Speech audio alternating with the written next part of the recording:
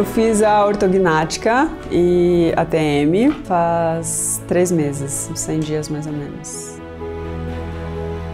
O meu perfil melhorou muito, tá muito mais bonitinho, tô gostando bastante. A princípio foi a estética, porque eu tinha o queixo mais pra trás e daí dava uma papada, tava crescendo conforme, né, a idade. Mas aí em consulta com o Dr. João, eu relatei de dor e estalo na ATM, e aí a gente foi fazendo os exames e chegou num diagnóstico que encaixava a ortognática, e foi isso.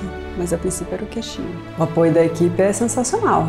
Eu digo que se alguém quer fazer uma ortognática ou qualquer cirurgia bucomaxilo, que seja com a DIB ortognática e o Dr. João.